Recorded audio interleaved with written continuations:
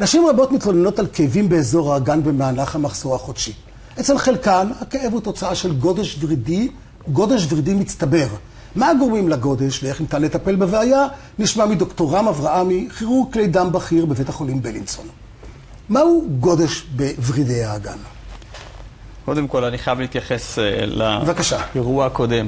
אני, כהורה, הנושא של השוני בין גבר לאישה, אנחנו לומדים פה שהסטוצים זה לא טוב לאינטימיות. צריך, כמו שהיה פעם, ואני לא כל כך שמרן, take it easy. אז זה מעניין מבחינת המוח, ואני יוצא פה עם תובנות. לגבי הנושא של הגודש... הסיפור של נשים מנוגה וגברים ממאדים הוא לא אשליה, הוא אמת. כן? שני יצורים שונים, שגם אם הם מדברים באותה שפה, כל אחד מתכוון למשהו אחר, ונעבור לגודש בוורידי האגן. אוקיי.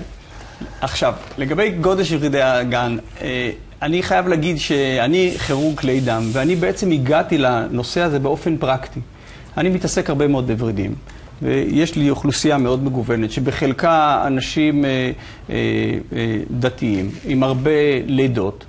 וכשאתה מגיע באמת לאפשרות שיש שיחה חופשית ואתה מטפל בוורידים, פתאום צץ לך אנשים שאומרים, תשמע, יש לי כאבים גם במחזור, אחרי יחסי מין, אני לאורך הרגל, אני פשוט סובלת, וזה מפריע לזוגיות שדיברנו פה לפני רגע. ומתוך זה בעצם...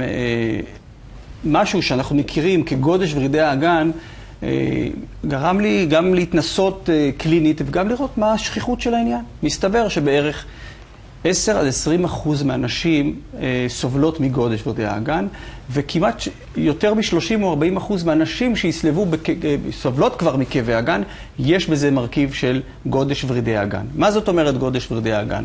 יש לנו עורקים, מביאים את הדם לאיברים, ובוורידים זה חוזר לכיוון הלב. כשאנחנו במצבים של עמידה, הוורידים בנויים ככה שהם לא יתנפחו. גם ברגליים כולנו מכירים, אבל אני סבר שזה גם קיים בתוך הבטן, בוורידים שהולכים לכיוון השחלות. מה שאנחנו רואים ברגליים, זה רואים בחוץ, אבל אותו דבר קיים גם בתוך הגוף. כן, זאת אומרת, יש שם ורידים, וכשזה לא תקין, אז מה המשמעות של העניין? אצל גבר אנחנו יודעים מה שנקרא וריקוצל. על האשכים יש ורידים בולטים, זה יכול לגרום לחוסר פוריות וכאבים. אצל האישה בזמן ההיריון, יש הרחבה של כלי דם, יש פי 60 זרימת דם לתוך הרחם וכל האזור האגני, ואז הוורידים שמצויים שם, הם עוברים איזשהו תהליך הורמונלי ופיזיולוגי של גודש, והם יכולים פשוט להיות, במקום לתפקד בתור מערכת שנכנס דם עורקי וחוזר בווריד עם שסתומים שהוא לא יכול להתנפח, מתקלקל הווריד, הוא הופך להיות כבלון, ואז יש פה שני תהליכים, הוורידים בתוך האגן שאנחנו לא רואים אותם. הם גדושים, גם מההתנפחות שלהם, גם נושר שם איזשהו סטזי של דם, הרי הדם העורקי הוא בא, נותן חמצן וגוד, דברים טובים לרקמות, וחוזר בדם שהוא לא נקי בחזרה. אז אם יש לנו אימדון של דם ורידי, זה יוצר גם, אפשר לקרוא לזה רעלנים מקומיים. חוסר ניקוז של דם טרי, של דם ישן, מביא לכך שדם טרי לא מגיע. נכון, או סטזיס באזור. ואז האישה, מתי היא תרגיש את זה? היא בוודאי תרגיש את זה בהיריון. אבל יותר מהרגיל. היא תרגיש את זה בזמן מחזור, והיא בהחלט יכולה להרגיש את זה בכאבים אחרי קיום יחסי מין. איך מאבחנים את זה? אז קודם כל, ההבחנה היא באמת הבחנה קלינית, וכשאתה שואל, או האנשים, אתה מספיק פתוח בעניין הזה, אז הם אומרים לך, תשמע, הם פשוט מספרים לך. עכשיו, מאחר וזה פנימי, אז יש לנו אפשרות לראות את זה, כמו שאנחנו רואים פה. זו למשל גברת שהייתה במרפאתי רק השבוע, ובגלל, אמרתי, רואים פה ורידים שהם באזור המפסעה, אבל בחלק הפנימי, לא אותם דליות שהולכות לאורך הרגל ולשוקיים. שאגב, רואים אצלה גם מעט דליות בשוקיים. נכון מאוד, וזה כבר מתחבר. בירכיים, סליחה. אמת ויציב, פרופסור, בדיוק העניין. בהרבה מאוד מקרים, כמעט ב-70% מהמקרים שיש גודש ורידי האגן, יש גם דליות בגלל אי ספיקה של הספנות. אבל זה לא אותו דבר וזה לא אותו טיפול.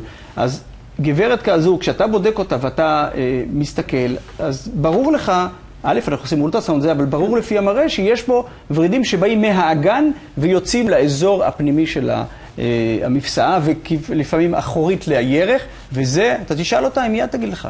יש לי כאבים במחזור,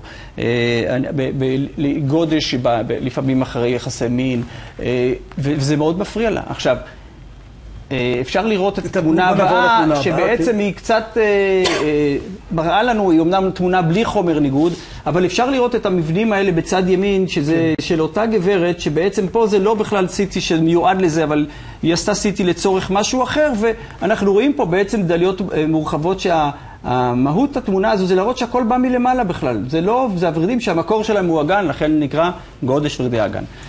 השאלה היא עכשיו, איך אפשר לטפל בזה?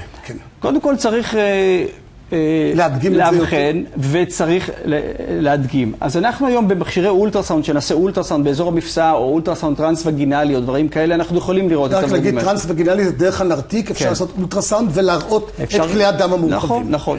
עכשיו, אפשרות השנייה, זה האפשרות כבר היותר sophisticated, אז אנחנו עושים את ה-CT עם חומר ניגוד שקודם לא ראינו, אבל פה זה כבר שלבים של הטיפול. אנחנו בעצם רואים שלב עוד לפני הטיפול, עושים צנתור של הוורידים, אנחנו רואים בצד שמאל לאורך עמוד השדרה איזשהו מין בלון כזה שיורד עד למטה, זה בעצם וריד שחלתי שיוצא מאזור הווריד שמתנקז לכליה השמאלית, יורד למטה ורואים גודש של כל אזור האגן, גם משמאל. עם התמונה הבאה שנראה, אנחנו רואים שטיפלו בחלק השמאלי על ידי אמבוליזציה, הכניסו שם סלילים שסגרו את הבלון משמאל, אבל אנחנו רואים איזה גודל של בלון מימין יש לנו, שגם הוא גורם לזה. ואז בתמונה השלישית אנחנו נוכל לראות שבעצם סגרו את כל הוורידים, כי אנחנו פעם היינו עושים ניתוחים ופעם היינו עושים דברים גדולים, היום עם הצנתור אתה נכנס ואתה סוגר את זה, והפלא ופלא, לא כואב, יחסי המין הרבה יותר טובים מהבחינה הזו, ויש הרבה...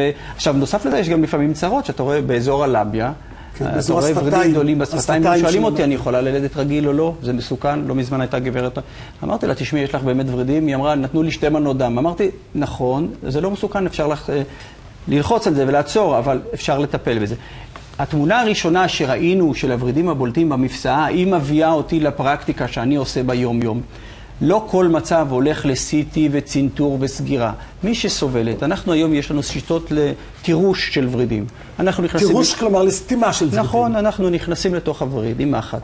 במקום שראינו, אפילו באזור המפסעה, דוקרים עם המחט, והזרקה של חומר, זה נקרא פורם סקלרותרפי. אתה יוצר בחומר שהוא בעצם אלכוהול קצף, ואתה מזריק, וזה עולה לאזור שאנחנו התכוונו. זה לא סוגר את כל המערכת, אבל אני מוכרח לציין שביום יום אני עושה את זה לא מעט, ובעצם לא בזמן הגיע לבאמת זוג שמתוך הוורידים הגענו לזה, טיפלתי בה, אחרי 3 שבועות הם באו לביקורת, תשמע, הגבר חייך, היא חייכה, היא אומרת לי, דוקטור, הצלת אותנו.